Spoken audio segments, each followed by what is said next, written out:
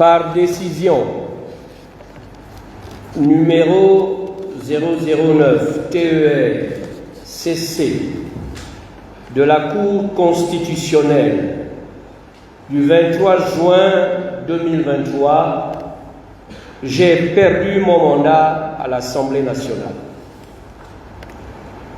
Au moment où je vous parle, je ne suis donc plus député.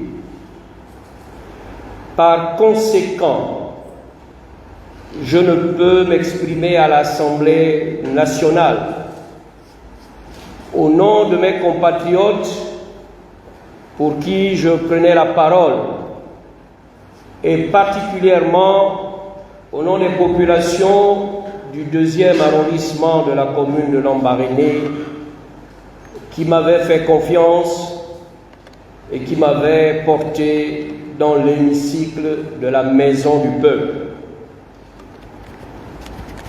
Tout comme j'ai une pensée pour ces jeunes Gabonais, jeunes et moins jeunes, pour ces hommes et ces femmes qui m'ont sollicité afin de prendre part à l'élection présidentielle de cette année.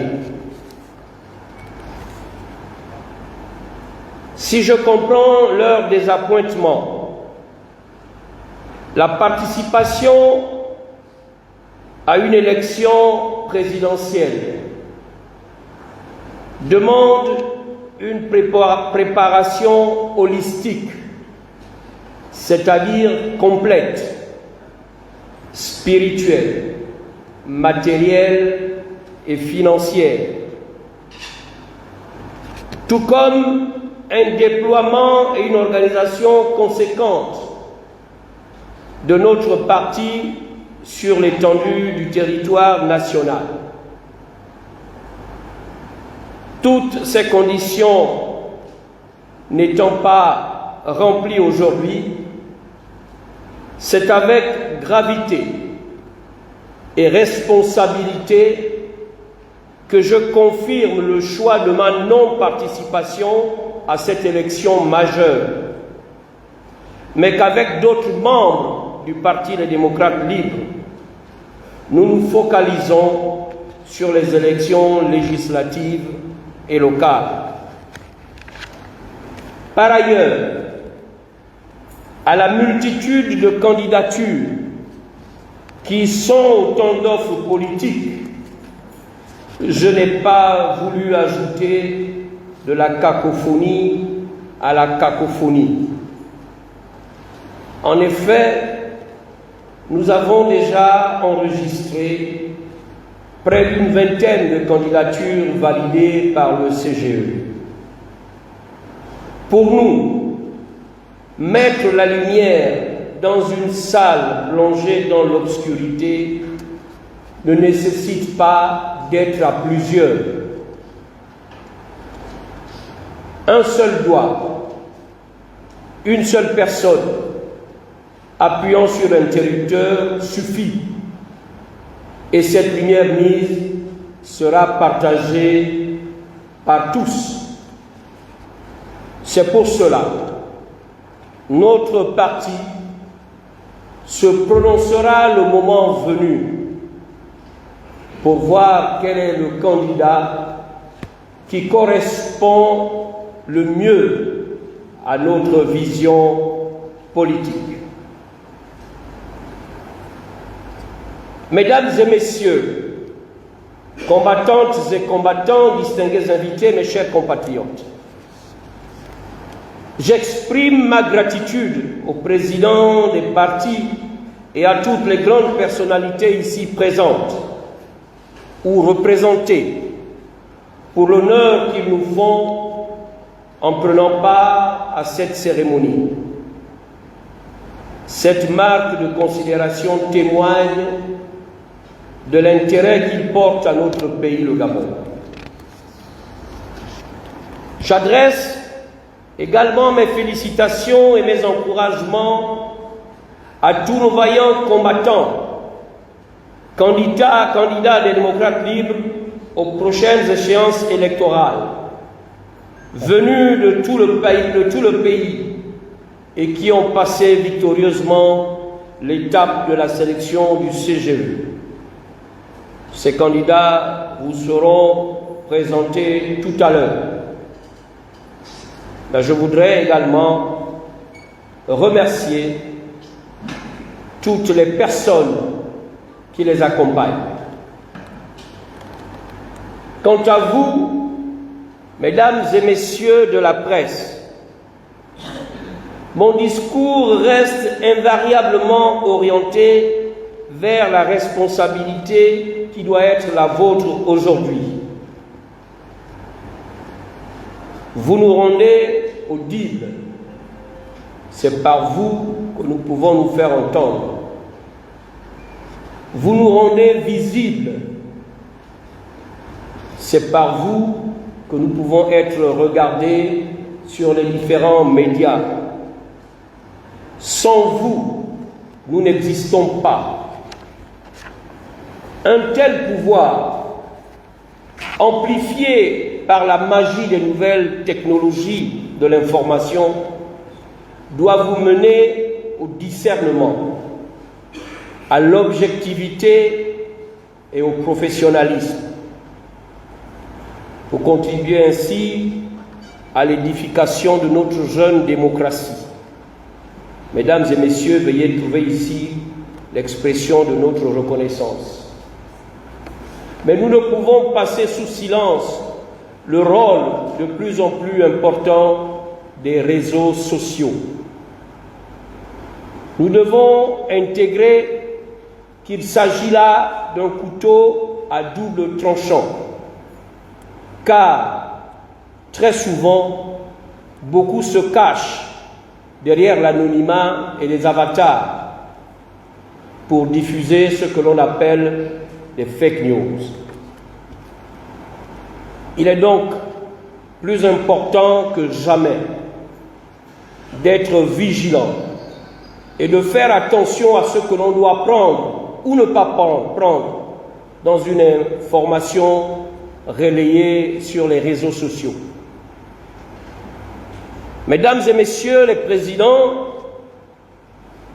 combattantes et combattants, distingués invités, mes chers compatriotes, ma prise de parole ce jour, après m'être imposé un long silence, se justifie par des clarifications que je souhaite apporter sur un certain nombre de points.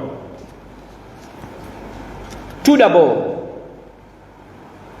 dire et redire que les dernières modifications de la loi électorale instituant l'abandon de l'enveloppe accolée et la restriction des représentants des candidats dans les bureaux de vote n'a jamais été abordée lors de la concertation politique. Je le dis sous le contrôle des éminents présidents dans cette salle qui ont pris part à ces travaux. Ces questions n'ont jamais été abordées et n'ont donc pas été actées. Le rapport de cette concertation politique fait foi. Ces mesures maladroites posent le problème du changement des règles d'un jeu électoral alors que ce dernier est déjà entamé. Elles vont favoriser la commercialisation des bulletins de vote et poser le problème de la désignation des représentants de l'opposition. Cet état de choses n'est pas propice à des lendemains électoraux apaisés, qui pourtant semblait être l'objectif de la concertation. Concernant la désignation des représentants de l'opposition, votre humble serviteur que je suis avait en son temps proposé la création d'un statut de l'opposition qui devait codifier la désignation de ses représentants.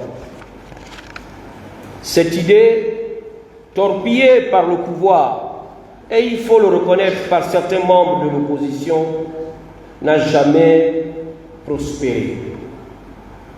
En effet, l'un des écueils de la participation des partis politiques à la concertation a été de désigner 30 ou 40 membres sur 70 partis de l'opposition existants.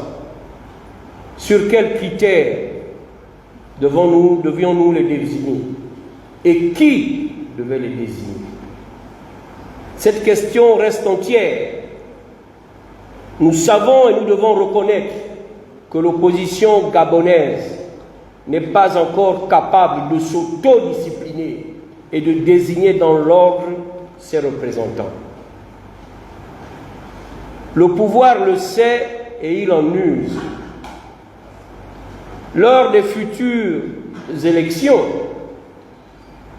si l'opposition doit être représentée par une seule personne dans le bureau de vote, quel sera ou quels seront les critères de choix de ce représentant? Nous devons y réfléchir. Permettez-moi également d'aborder le problème de l'argent. Cette question qui pollue la toile et nourrit tous les fantasmes. En effet, certains ont vu dans la concertation politique qui s'est déroulée entre le 13 et le 23 février 2023 un mercato au bénéfice du pouvoir. Oui, mesdames et messieurs, oui, nous avons bien reçu des perdièmes. Et je peux le dire en regardant mes collègues ici en face. Ces perdièmes ont été distribués par les organisateurs à tous les délégués, majorité et opposition. Nous étions 80, 40 pour la majorité, 40 pour l'opposition. Et comme, à l'instar, semble-t-il, de toutes les autres réunions politiques analogues précédentes, c'est-à-dire les accords de Paris et le dialogue d'Angondjé, ces perdièmes correspondent à la présence des délégués pendant la durée des travaux. Il ne s'agit nullement d'une nouveauté ou d'un quelconque artifice pour acheter les consciences. Et j'en profite à cet effet pour fustiger la tendance aujourd'hui dans notre camp politique, c'est-à-dire celui de l'opposition, qui désigne désormais les vrais opposants et les faux opposants dont je fais partie, qui ont pris part à la concertation politique. À titre personnel, j'assume pleinement ma participation à cette rencontre. Et je dis haut et fort que nous n'avons de leçons de patriotisme à recevoir de personne. C'est vrai que nous reconnaissons que les choses auraient pu se passer différemment, mais nous n'étions pas à l'origine et à la manœuvre dans l'organisation de cet événement. Certains acteurs politiques zélés qui jusqu'à très peu de temps encore servaient ce pouvoir sur lequel ils jettent l'opprobre aujourd'hui, devraient d'abord regarder la poutre qui est dans leur œil avant de voir la paille qui est dans l'œil du voisin. Messieurs les présidents, combattantes et combattants, distingués invités, mes chers compatriotes, sur un tout autre plan, les violences enregistrées lors des tournées de certains candidats de l'opposition à l'intérieur du pays sont inacceptables. Je rappelle l'agression dont a fait l'objet le président Baro Chambrier dans la province du Haut-Ogooué et le candidat Ndongsima Raymond dans la province de Livindo, de Logoué et Vindo. Ces comportements rétrogrades perpétrés par des compatriotes exaltés et manipulés doivent être condamnées par toute la classe politique, en premier lieu par le président de la République, chef de l'État lui-même, garant de l'unité nationale et de la paix sociale. C'est ici que je l'interpelle sur sa responsabilité quant au respect des conclusions du dialogue politique organisé par ses soins.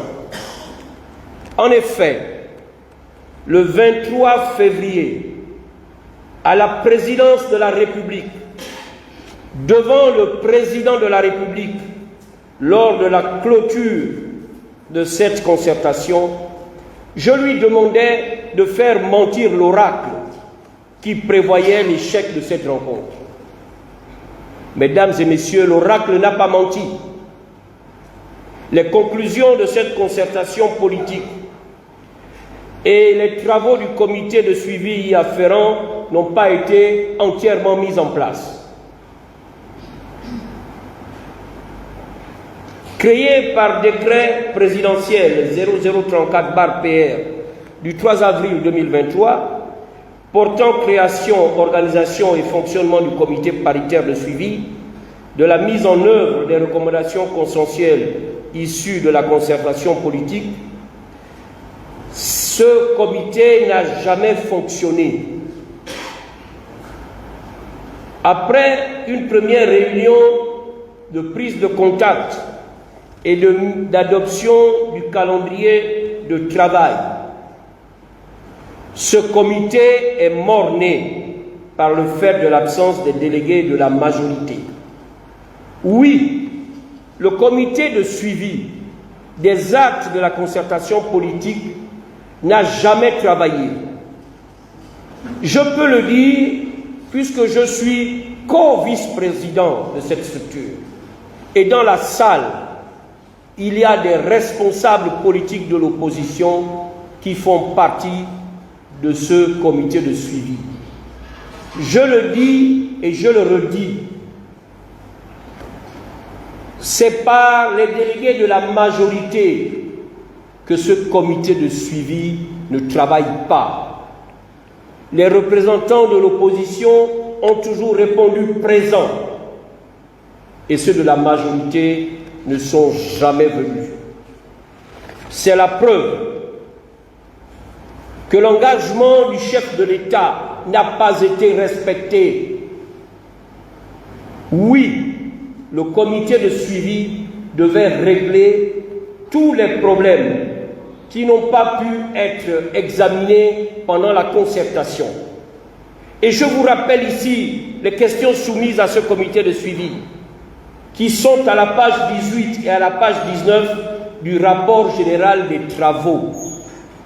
J'ai d'ailleurs souhaité que ce rapport général soit rendu public par nos rapporteurs, qui sont le président Angemezui du RPG et le président Ngoinini du CTMP. Le point numéro 1 des questions soumises au comité de suivi est le suivant. Groupe de travail paritaire majorité-opposition chargé d'évaluer le coût et la durée de l'extension de la biométrie sur l'ensemble du processus électoral. 2. Statut de l'opposition devant favoriser la modernisation du modèle de la démocratie gabonaise à partir du projet de texte versé au débat par le groupement des partis de l'opposition. Le redécoupage électoral et administratif devant assurer, outre les critères démographiques, un meilleur équilibre des territoires. L'examen des réformes relatives au Conseil national de la démocratie, à la Cour constitutionnelle et au Centre gabonais des élections. 5. La problématique du financement des partis politiques et leurs réformes. La possibilité pour les citoyens électeurs de s'inscrire en tout lieu du territoire, à l'instar de ce qui se fait déjà pour la radiation. L'assouplissement des conditions d'organisation des réunions publiques par la modification des tests législatifs et réglementaires irrelatifs. De la possibilité d'introduire une dose de proportionnelle dans l'élection des parlementaires. Des mesures d'apaisement, notamment par la prise des décisions administratives au bénéfice des compatriotes qui en exprimeraient le souhait en dehors ou à l'intérieur du territoire national, par l'indemnisation des victimes des violences des dernières consultations électorales depuis 1996. Autant de points, mesdames et messieurs, qui n'ont jamais été examinés. Il faut dire que le point numéro 6 est tout de même rentré en vigueur puisque nous avons pu nous inscrire en tout lieu du territoire, quel que soit l'endroit où nous nous trouvions.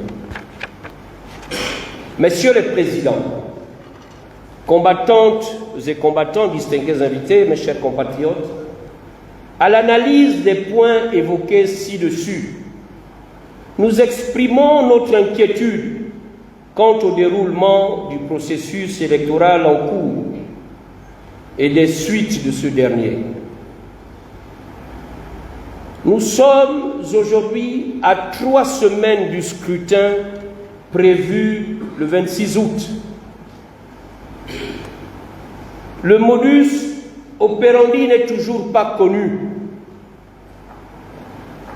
En effet, c'est la première fois que notre pays organise des élections générales. Il y a un risque de cafouillage. À 3 semaines d'élection, nous ne savons pas si toutes les élections vont se passer dans un même bureau de vote ou s'il y aura 3 bureaux de vote. Combien d'urnes y aura-t-il? Quel sera le format retenu? Est-ce un scrutin sur liste où on devra cocher? Est-ce des bulletins de vote comme nous les connaissons de manière classique? Autant de questions pour lesquelles nous n'avons toujours pas de réponse. Et c'est inquiétant.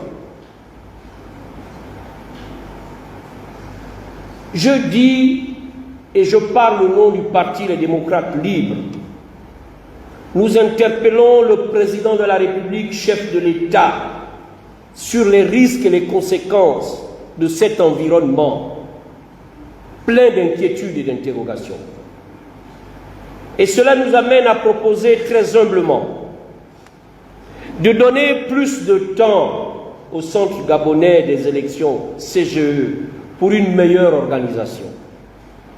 C'est-à-dire du temps pour former les scrutateurs à la nouvelle donne. Donner du temps pour que tous les candidats puissent avoir leurs représentants dans les bureaux de vote. Redéployer spatialement tous les bureaux de vote pour avoir un bureau pour chaque type d'élection. Et expliquer, prendre le temps d'expliquer aux Gabonais quelles sont les modifications et les règles retenues pour cette élection du 26 août. Oui, Monsieur le Président de la République, cela est possible en décrétant un cas de force majeure et en demandant à la Cour constitutionnelle de déplacer le délai requis du 26 août 2023. C'est le prix à payer pour espérer un processus électoral acceptable par tous et un scrutin au lendemain apaisé comme vous le souhaitez.